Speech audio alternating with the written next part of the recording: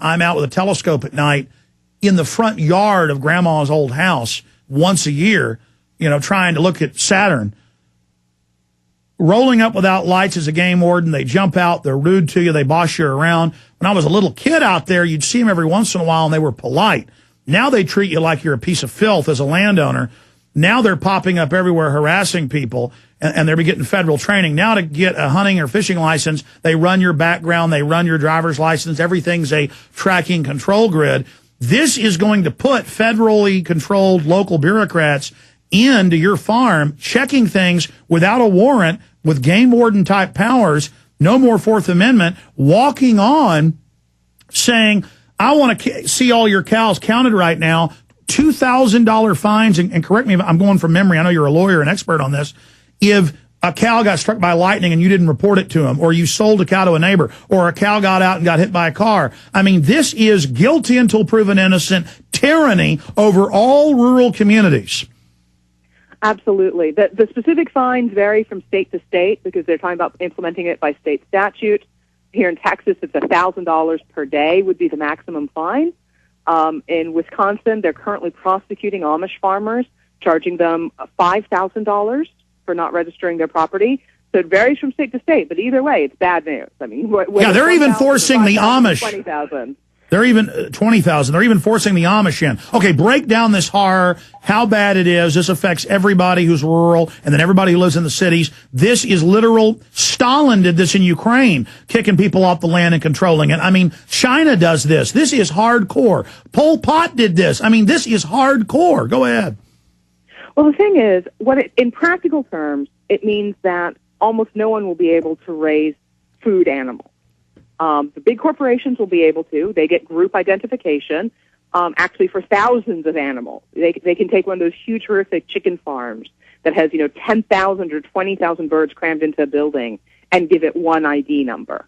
And yet, small farmers or anyone trying to raise any kind of food animal, or pets even, have to individually tag each animal. That's why we see cities passing laws making you tag your animals like San Marcos. I mean, this is so diabolical, and openly big companies like Archer Daniels Midland and Tyson lobbied, knowing this is going to shut down the family farm. It's over.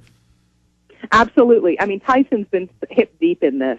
All of the big corporations have. And, of course, they claim it's food safety, and they pretend that they're providing safe food, when the reality is it's the small farmers who you want for your safe food supply.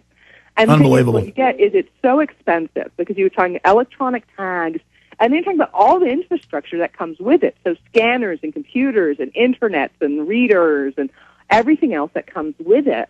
And keep in mind, the last census showed that 48% of farmers don't even have any internet.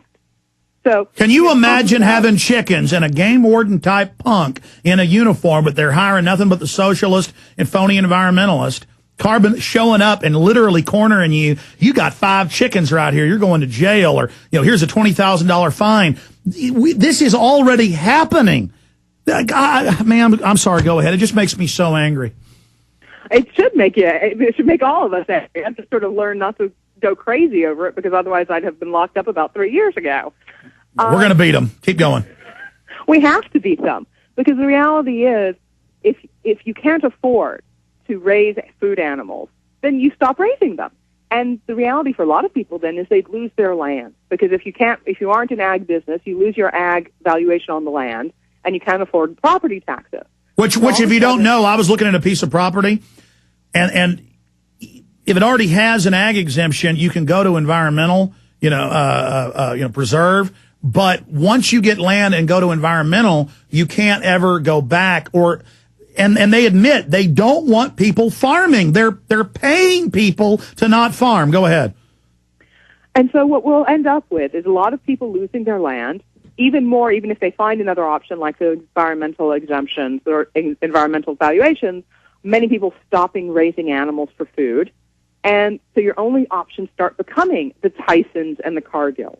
We'll have a food supply that is already far too controlled by these companies that will be entirely controlled by these companies. Unbelievable. And, at a minimum, what we're talking about is increased cost, lower quality, the sort of things you find in any monopoly. That's the best case scenario. Unbelievable. Worst case scenario, it goes downhill from there, because food is what you need to survive. And we don't want to have to be dependent on multinational corporations for basic necessity of life. And then they can force you to buy their GMO products. And I'm sure you've seen accompanying this, you're a lawyer, the bill they've got introduced to basically crack down and restrict organic farming. I mean, this is getting wild.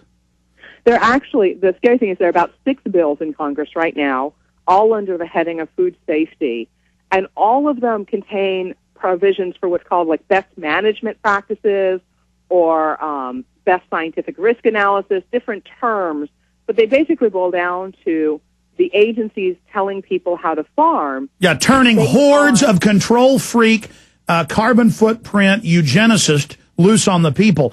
What does the war map look like right now? How bad is it? I know we're having victories and defeats. How do we defeat them?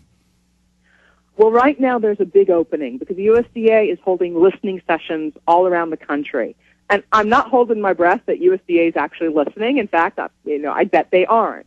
But the point is, if we get huge crowds there and overwhelmingly at meeting after meeting after meeting, people there say, we don't want this, stop it. That's how we hopefully get mainstream press attention. We start reaching out to the Congress, putting pressure on them.